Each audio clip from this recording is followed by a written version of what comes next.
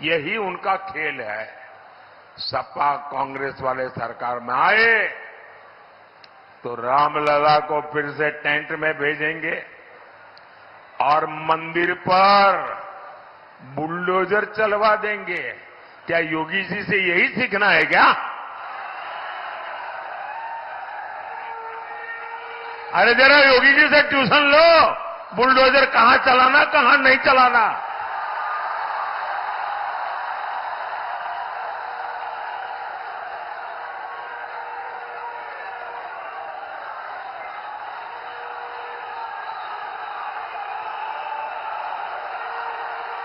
नमस्कार, बहुत स्वागत है आपका। आप देख रहे हैं द न्यूज। आपके साथ मैं सृष्टि मिश्रा। 5वें चरण के पहले ताबड़तोड़ चुनावी प्रचार और बिना थके बिना हारे लगातार मैदान में उतरे नरेंद्र मोदी भारत के प्रधानमंत्री बाराबंकी पहुंचे। बाराबंकी में सीएम योगी के सामने गरजे पीएम मोदी और कहा कि इस बार अगर ये समाजवादी पार्टी और कांग्रेस पार्टी आपने इनको वोट दिया तो ये राम लला को, जिनको टेंट से इस बार शानदार भव्य मंदिर में बिठाने का काम किया गया है, आपके एक वोट के कारण ये वापस से टेंट पे बैठा देंगे और बुलडोजर चला देंगे और टेंट पे बैठा देंगे। वापस से रामलला को टेंट में शिफ्ट कर देंगे। इस वक्त की बड़ी खबर आप देख रहे हैं। और आपको बता दें, सीएम योगी से ट्यूशन लेने तक की बात कर दी है।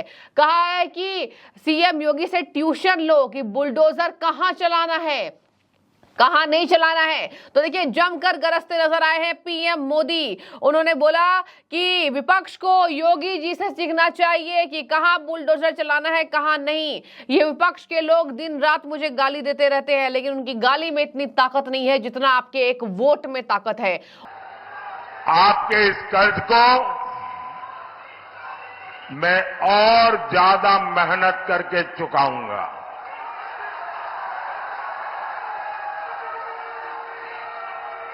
साथियों, 4 जून बहुत दूर नहीं है। आज पूरा देश जानता है, पूरी दुनिया जानती है कि मोदी सरकार की हैट्रिक बनने जा रही है।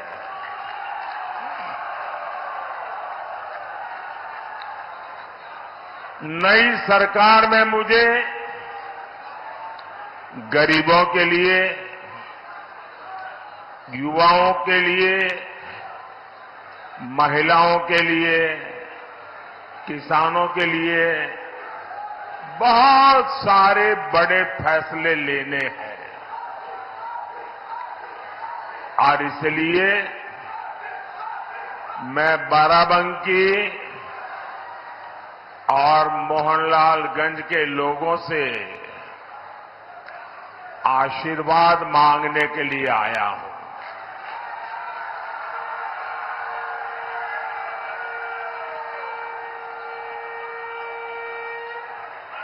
साथियों, आज आपके एक तरफ देश हित के लिए समर्पित बीजेपी एनडीए, इसका गठबंधन है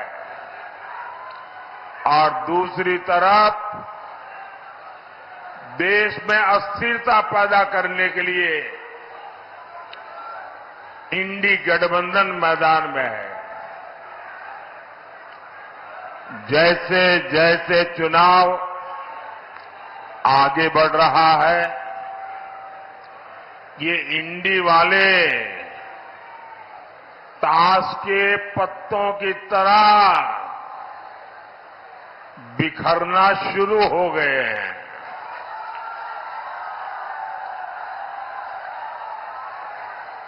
यहां जो बबुआजी है, बबुआजी यानी हमारे समाजवादी शहजादे, अब उन्होंने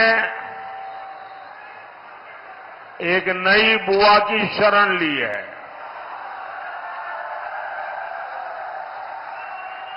ये उनकी नई बुआ जी है बंगाल में, और ये बंगाल वाली बुआ जी ने कह दिया है, इंडी वालों को कहा है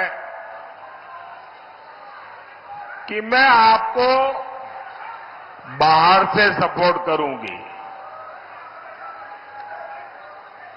इंडी गठबंधन की एक और पार्टी ने दूसरी को कह दिया है, खबरदार,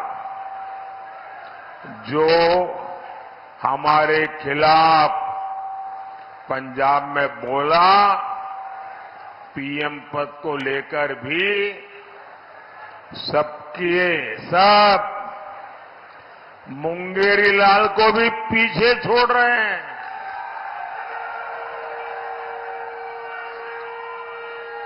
इनके सपनों की इंतहा देखिए।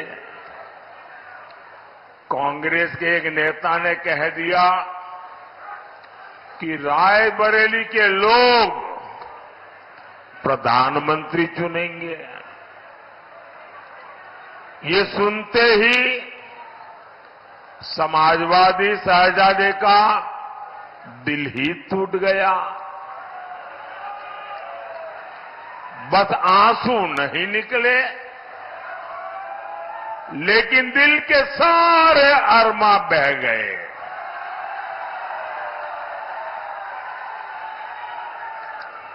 अब आप बताइए, इस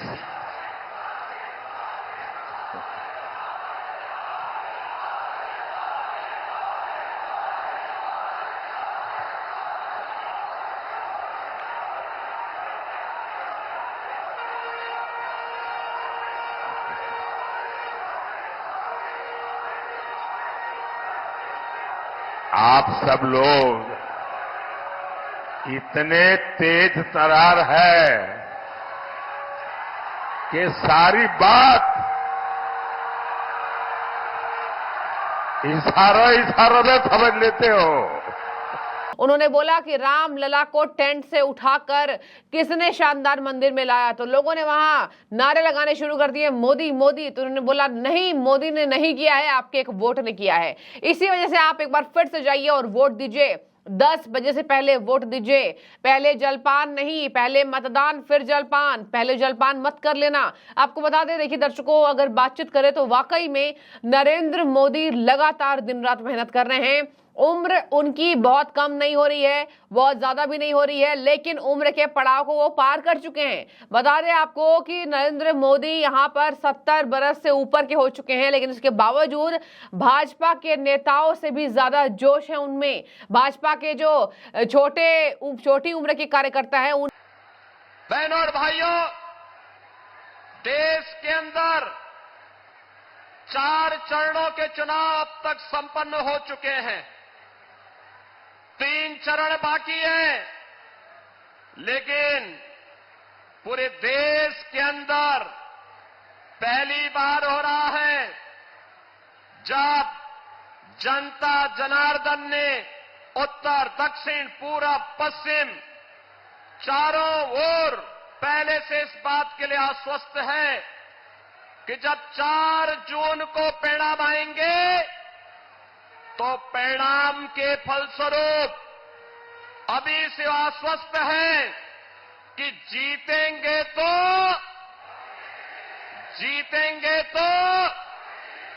आएंगे तो। और इसका कारण है, यही कारण है कि हर ओर से एक ही नारा गूंज रहा है। वह नारा है कि फिर एक बार, अब की बार।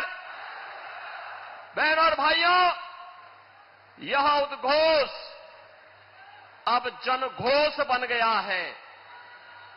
पूरे देश के अंदर यह कांग्रेस और इंडी गठबंधन के विभाजनकारी, तुष्टीकरण और अराजकता की नीतियों के खिलाफ देश की आम आम जनमानस की उद्घोषणा का शंखनाद है और प्रधानमंत्री मोदी जी के एक भारत श्रेष्ठ भारत, आत्मनिर्भर और विकसित भारत की संकल्पना की विजय का यह एक नया उद्घोष भी है। और इसीलिए आज जब इस अवध प्रांत की देवादिदेव महादेव की पावन भूमि बाराबंकी में आदरणीय प्रधानमंत्री जी का आगमन हुआ है, बहनों और भाइयों, यह एक अवसर है जब बाराबंकी को और मोहनलालगंज को और उत्तर प्रदेश को चूकना नहीं है, बल्कि एक आश्वस्ति का भाव कि पूरे देश के अंदर जो स्वर है, पूरे देश के अंदर की आम जन की जो घोषणा है, आम जन ने जो आपकी विजय श्री के इस उद्घोषणा के साथ अपने आप को जोड़ा है, उसके साथ बाराबंकी और मोहनलालगंज समेत उत्तर प्रदेश की 80 लोकसभा सीटों पर 80 कमल खिला करके प्रधानमंत्री मोदी जी के आत्मनिर्भर और विकसित भारत की इस परिकल्पना को हमें साकार करने में अपना योगदान देना है।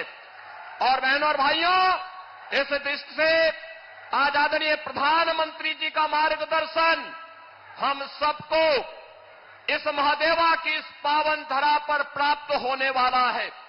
मैं एक बार फिर से प्रधानमंत्री मोदी जी का, एनडीए के सभी नेताओं का और आप सभी जनता जनार्दन का इस पावन धरा पर स्वागत करता हूं, अभिनंदन करता हूं। धन्यवाद। जय हिंद, जय श्री राम। जय जय श्री राम। उनसे भी ज्यादा और दोगुनी ज्यादा आपने देखा होगा नरेंद्र मोदी में ताकत है चुनावी प्रचार करने की, और कर रहे हैं। और देखिए, देश के भविष्य के लिए लगातार वोट मांग रहे हैं, जनता के पास जा रहे हैं, जनता के पास जा जाकर वोट की गुहार लगा रहे हैं और कह रहे हैं वोट दीजिए इस बार शानदार भविष्य के लिए। बता रहे आपको, उत्तर प्रदेश की जो राजधानी लखनऊ है, उनके साथ साथ लखनऊ के साथ साथ वहां पर लखनऊ में समाजवादी पार्टी, अरविंद केजरीवाल, संजय सिंह सब जुड़े हुए थे कल, और इन्होंने पीएम मोदी पर निशाना साधा, लेकिन इन्होंने कुछ नहीं कहा स्वाति मालीवाल केस में। लेकिन इधर पीएम मोदी ने सभी बातों को समेटते हुए कह दिया कि विपक्ष किसी भी हद तक गिर सकता है, इनका ट्रैक रिकॉर्ड ही ऐसा है। और इन्होंने कर्नाटक में मुसलमानों को ओबीसी बना दिया, ओबीसी का हक छीन लिया है आरक्षण के मामले में, और ये बात करते हैं कि मैं संविधान बदल दूंगा। संविधान तो इन्होंने बदल कर रख दिया, और इतने सालों से इनकी दंगाई देखने को मिल रही है, इनका दंगा देखने को मिल रहा है। उन्होंने बोला उनके लिए बस उनका परिवार पावर है, यही उनका खेल है। सपा कांग्रेस वाली सरकार में आए तो रामलला को फिर से टेंट में भेज देंगे और मंदिर पर बुलडोजर चलवा देंगे। अरे जरा योगी जी से ट्यूशन ले लो कि बुलडोजर कहाँ चलाना है, कहाँ नहीं चलाना है। मुझे चिंता है, क्योंकि इनका ट्रैक रिकॉर्ड ऐसा है। उन्होंने बोला, साथियों, भाजपा की दमदार सरकार का मतलब क्या होता है, ये हमारा अवध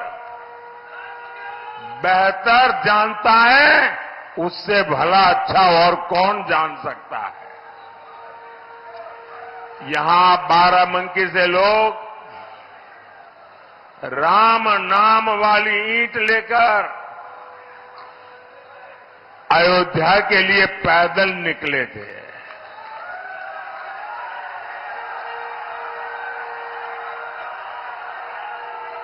जो पहली बार वोट डाल रहे हैं, जो युवा है, उन्हें पता ही नहीं होगा 500 साल के इंतजार के बाद,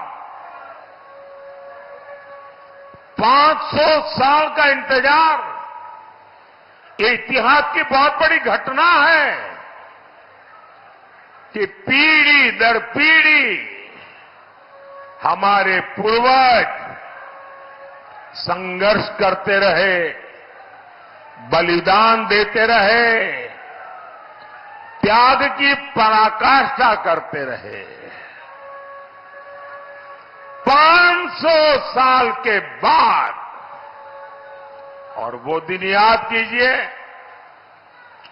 लोग जब हमारे रामलला को टेंट में देखते थे, उनके आंसू नहीं सूखते थे और लोग सरकार को जितनी भद्दी भाषा में गालियां दे सके देते थे।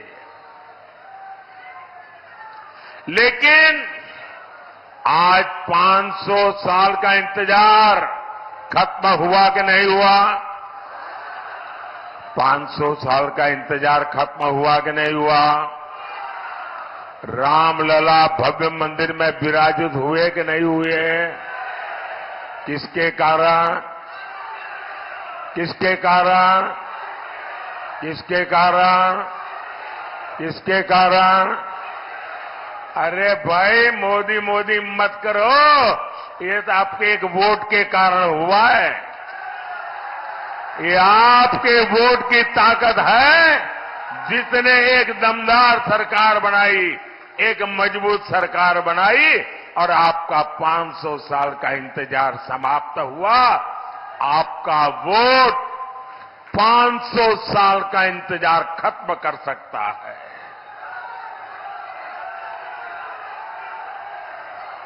और इसलिए भाइयों बहनों,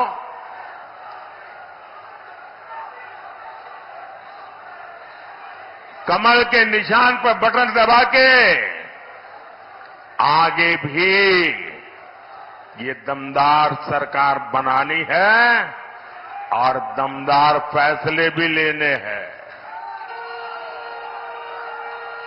लेकिन साथियों, दूसरी तरफ ये कांग्रेस वाले, ये सपा वाले क्या कह रहे हैं?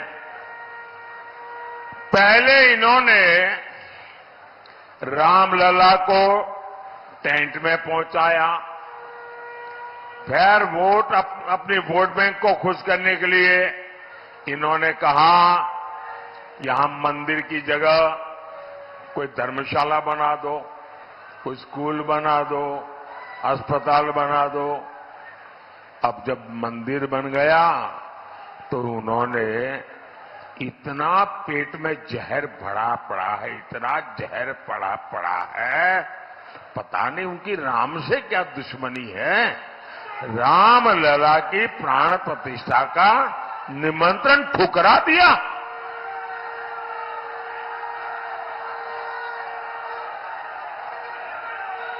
अब यहां सपा के बड़े नेता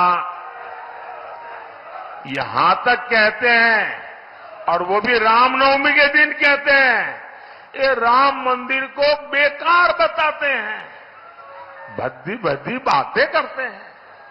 और कांग्रेस तो राम मंदिर पर सुप्रीम कोर्ट का फैसला पलटने की तैयारी कर रही है।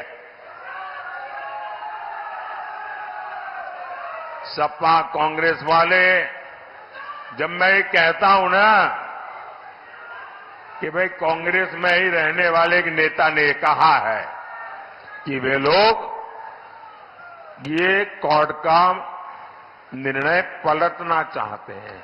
कुछ लोगों ने, यार ऐसा तो कैसे हो सकता है, भ्रम में मत रहिए। देश जब आजादी का आंदोलन कर रहा था ना, और देश के टुकड़े करने की बात आती थी, तो देश का हर व्यक्ति का नहीं यार, देश के टुकड़े थोड़े होते हैं, देश के टुकड़े होते हैं। हो गए कि नहीं हो गए? इन्होंने कर दिया कि नहीं कर दिया? ये किसी भी हद तक जा सकते हैं जी, इनका ट्रैक रिकॉर्ड ही ऐसा है। इनके लिए देश वेश कुछ नहीं है भाई, उनके लिए तो उनका परिवार और पावर, यही उनका खेल है।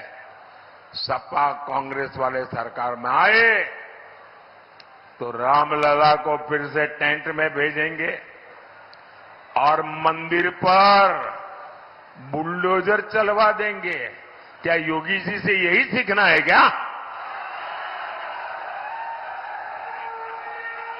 अरे जरा योगी जी से ट्यूशन लो, बुलडोजर कहां चलाना कहां नहीं चलाना।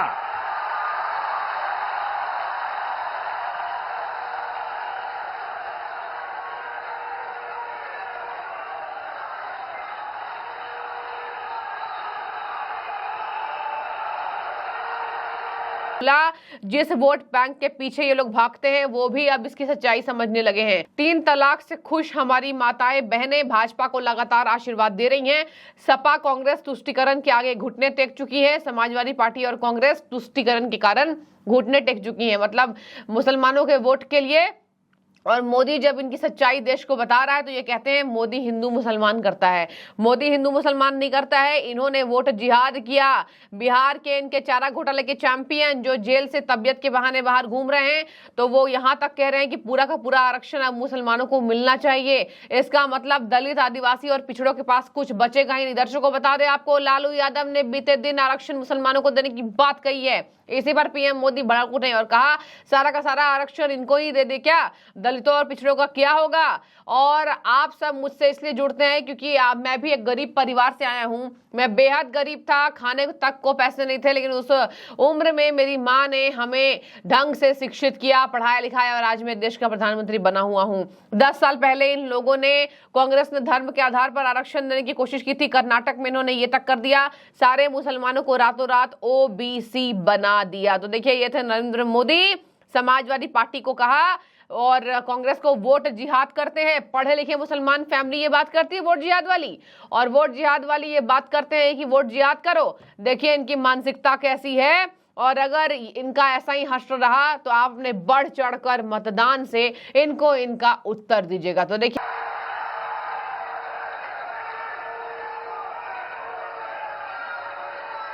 अब आप बताइए, इस उटपटांग खिचड़ी को आप लोग वोट देकर अपना वोट बर्बाद करोगे क्या? कोई भी अपना वोट बर्बाद करना चाहेगा क्या? अच्छा होगा यहां बाराबंकी में, मोहनलालगंज में भाजपा का सांसद हो। भाजपा सांसद आपके लिए दिल्ली से और लखनऊ से ज्यादा योजनाएं लेकर आएंगे। भाजपा सांसद यहां के विकास के लिए ज्यादा काम करेंगे। और ये इंडी गठबंधन वाले, अगर वो सांसद बनता है तो उसके पास क्या काम होगा?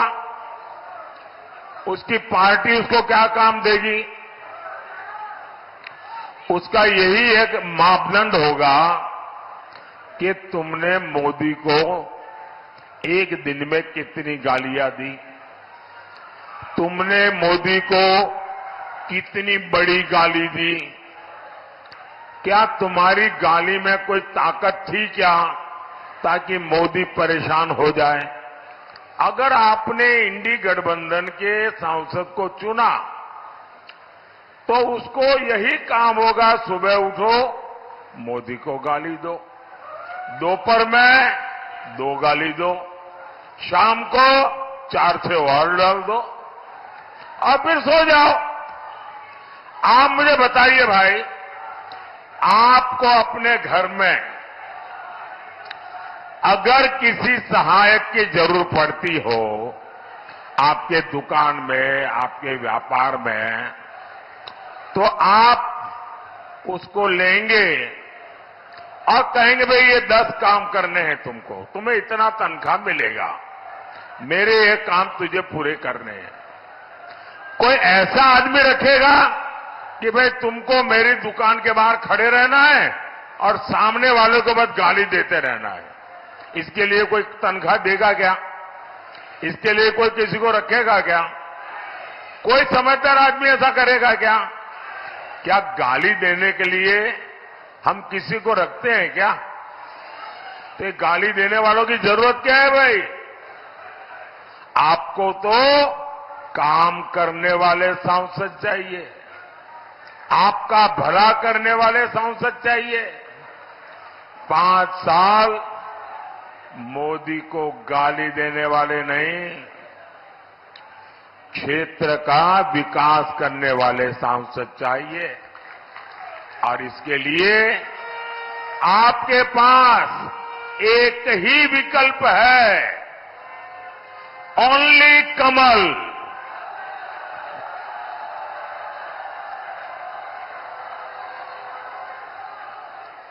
और इसलिए बाराबंकी से बहन राजरानी रावत जी और मोहनलालगंज से भाई कौशल किशोर जी को हर बूथ पर विजयी बनाना है। साथियों, जब देश में दमदार सरकार होती है तो फर्क भी साफ साफ दिखता है। कमजोर सरकार का क्या है? आज है, कल नहीं है। कमजोर सरकार का पूरा फोकस इस बात पर होता है कि किसी तरह उनकी गाड़ी चलती रहे, समय पूरा हो जाए। आप मुझे बताइए, यहां नौजवान भी है, किसान भी है, तो बड़ी आसानी से समझ जाएंगे। आप मुझे बताइए, 100 सीसी के इंजन से 100 सीसी के इंजन से आप 1000 सीसी की रफ्तार ले सकते हैं क्या? ले सकते हैं क्या? आपको विकास की तेज रफ्तार चाहिए तो वो सिर्फ दमदार सरकार ही दे सकती है, बीजेपी सरकार ही दे सकती है। दर्शकों, बाराबंकी में सीएम योगी, पीएम मोदी मौजूद थे और इसी बीच जमकर हमला बोला है। अब चलिए आते हैं चुनावी रणनीतिकार और जनसुराज के अध्यक्ष प्रशांत किशोर की भविष्यवाणी पर। प्रशांत किशोर ने कहा कोई बाल बाका नहीं होने वाला है एनडीए का। और देखिए दर्शकों, वो ना बीजेपी के है ना कांग्रेस के है। प्रशांत किशोर एक बेहद अच्छे रणनीतिकार, सभी पार्टियों के साथ काम कर चुके हैं। उन्होंने आम आदमी पार्टी पर कहा कि आम आदमी पार्टी तो 3 जगह चुनाव लड़ रही है, गोवा और गुजरात, पंजाब और दिल्ली। गोवा गुजरात में कुछ खास नहीं होने वाला है, पंजाब में कांग्रेस को ही गबच जाएंगे। इसके आगे मैं आपको बता दूं, बड़ी भविष्यवाणी प्रशांत किशोर की, भाजपा 300 सीट लेकर आ रही है, कोई दिक्कत नहीं है।